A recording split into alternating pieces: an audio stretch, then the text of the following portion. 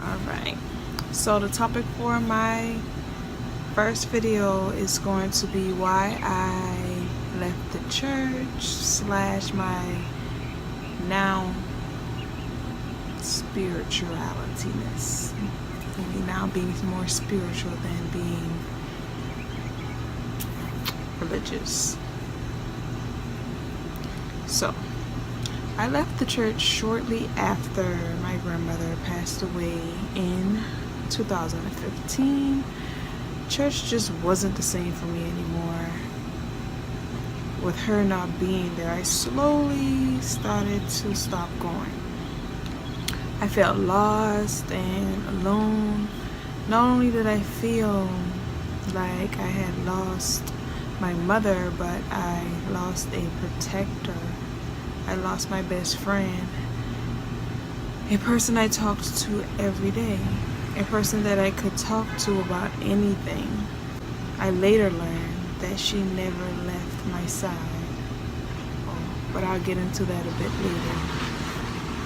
See, this is why this is take one. You're gonna hear a lot of cars and stuff riding past. Don't mind the cars. My son is sleeping inside, so I'd rather do it out here than in there. So going from where I left off, I found myself in a very dark place, a place where I just wanted to crawl underneath a rock and just die. I never told anyone this. I just, went on my life with this mask on that wore a pretty little smile and acted like I was okay inside.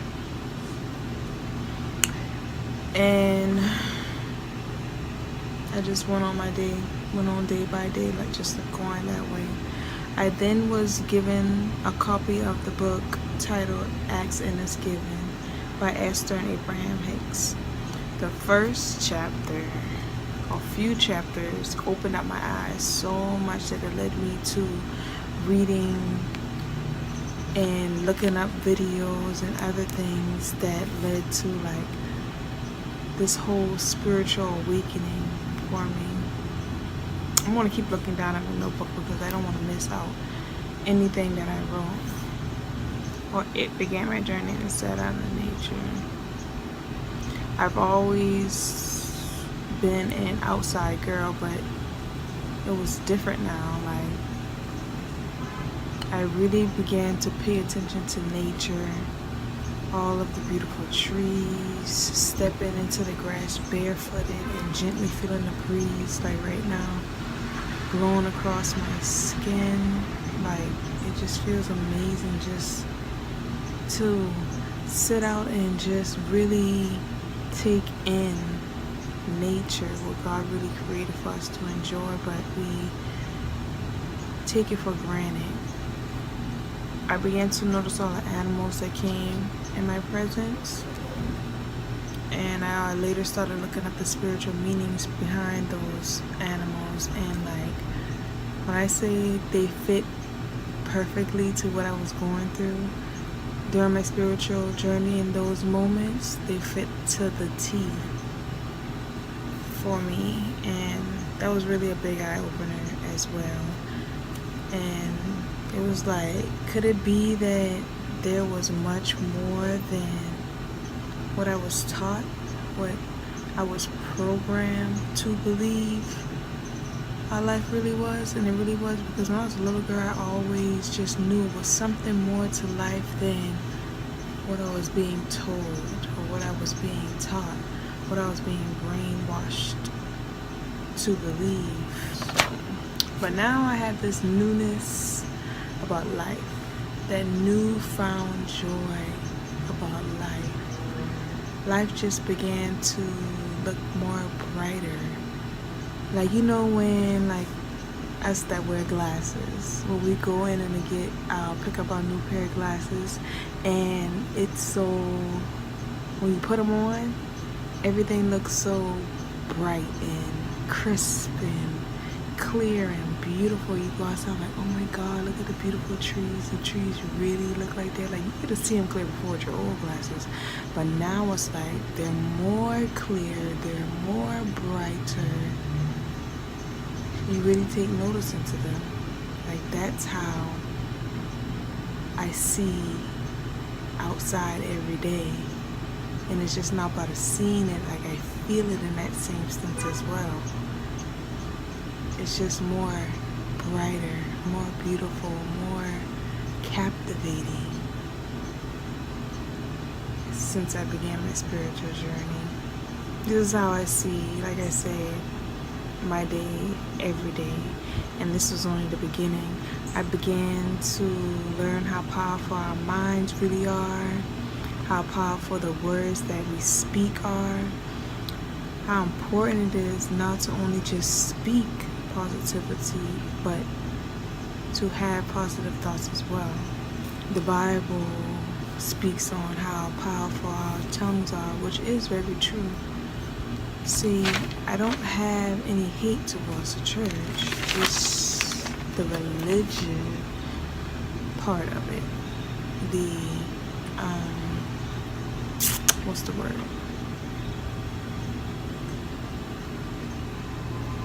I can't think of it right now. I have a cousin that told me that I was a backslider because I stopped coming to church. Well, I'm here to tell you that you don't have to go or be a Christian, or you don't have to go to church on a regular to be a backslider. Is being a backslider really such a bad thing? From a Christian point of view, it is, because they feel as though you have to be in church every Sunday to have a relationship with God, our Creator, Source, the Most High, which isn't true at the least.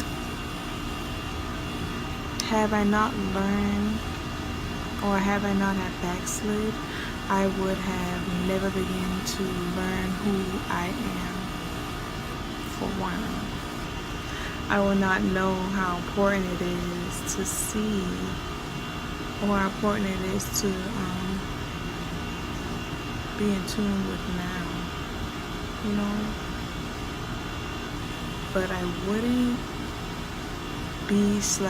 felt so connected to Source. I wouldn't know how good it feels to completely love me and all of my flaws and all the good and bad that comes with me being me.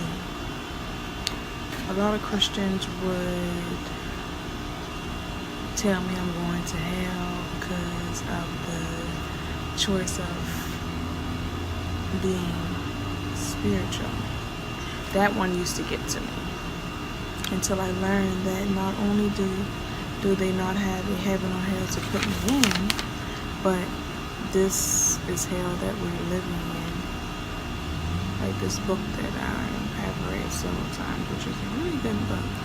It's titled Taltic, The Four Amendments by Don Miguel Rose.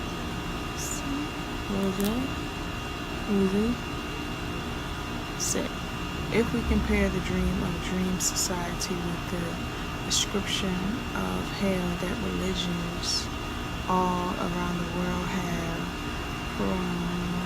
promulgated, we find we are exactly the same. Religion says that hell is a place of punishment, a place of fear, a place of pain and suffering,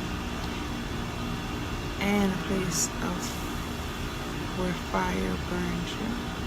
Fire is generated by emotions of anger, jealousy, envy, or hate. We express a fire burning within us. We are living in a dream of hell. If you consider hell as a state of mind, then hell is all around us. Others warn us if we don't do what they say, we will go to hell. Bad news. We are already in hell, including the people who tell us that. No human can condemn another to hell because we are already here, there. Others can put us in a deeper hell. This is true, but only if we allow this to happen. So when I hear anyone say, "Oh, well, you going to hell?" I'm thinking in my head, like, girl, you have no idea. People are so judgmental these days, especially Christians. This is why a lot of people don't even want to go to church, because of the fear of being judged. Really, it doesn't matter what others think of you. Most importantly, it's what matters what you think of you. Most of the time what they think of you ain't even the truth, or is really how they feel about themselves. Just live your life, be happy. Being a spiritual person taught me love, but how to truly love myself. Self-love is the best love. It's the best kind of love. Just spread love to yourself and to others. And that's why I'm spiritual. I'm proud to be spiritual. And there's nothing that anybody can say or do to make me go back words. And that is all for today. That was 13 minutes. I'm going to tweak it up a bit. I should have read this.